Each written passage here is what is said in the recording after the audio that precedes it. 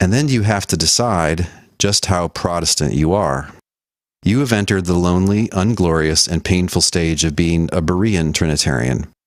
Someone who wants to be only as Trinitarian as the Bible is, and who therefore is willing to reopen the issue of whether the Bible is compatible with Trinity theories or even requires one. To go here, you must ask yourself, am I only giving lip service to the Bible, or am I really willing to choose it over later traditions when the two conflict? Here, the two actually do conflict. If the one God just is the Trinity, it's false that the one God just is the Father alone.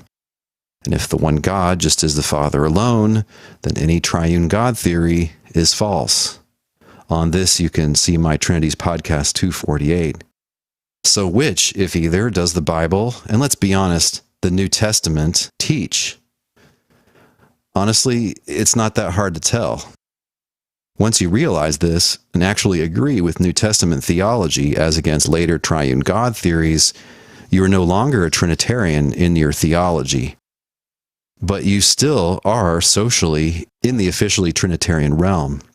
You're a Trinitarian ex-Trinitarian. In my experience, many just go on happily to the next stage, more or less immediately, but others linger for quite some time here as they understand the privileges of being in the Trinity Club.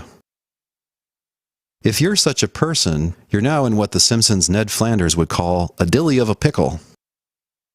If you're a theologian or professor at a Christian institution, or if you aspire to be such, you can't let it be known that you agree with Matthew, Mark, Luke, John, and Paul about this.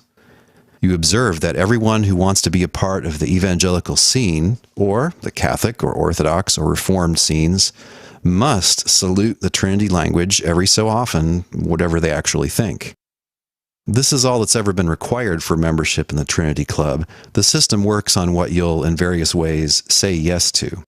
You will probably have to agree with an extremely vague Trinitarian statement of faith, or at least assure people that you are a, quote, Trinitarian. The sociological pressures here are incredibly strong. Your social standing and perhaps even your livelihood depend on membership in the Trinity Club.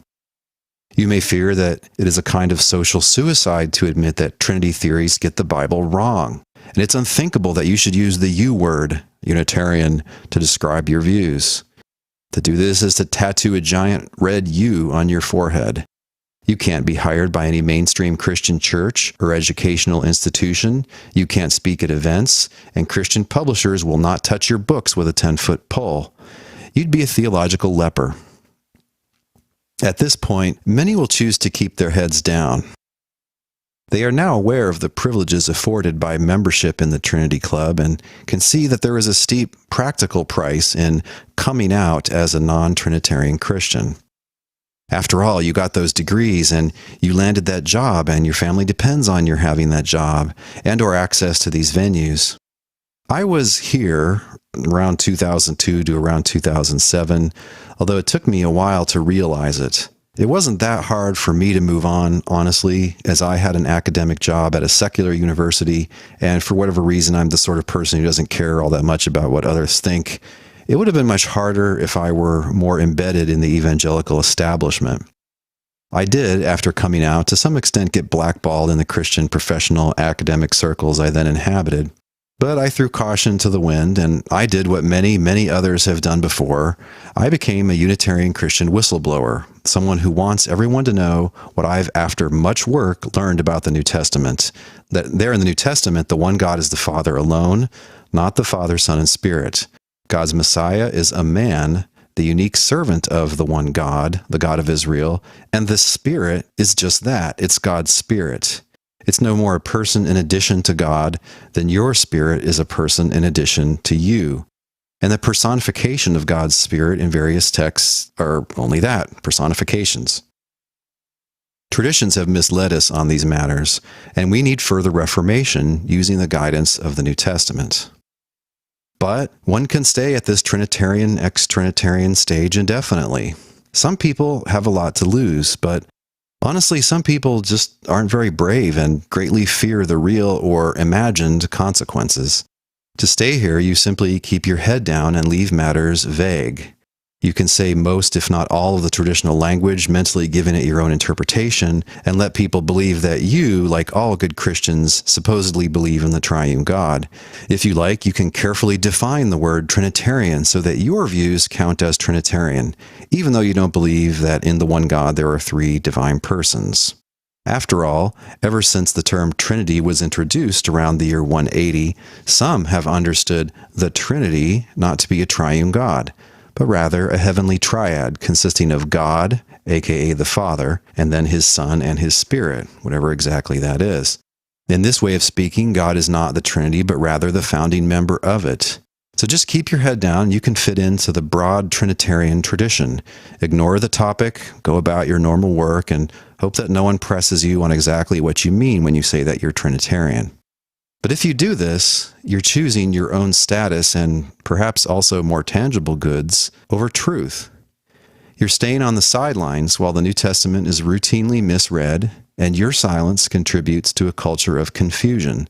The system that ensures that most Christians fear looking into the subject and are just blown about by inconsistent ideas, now thinking this, now thinking that.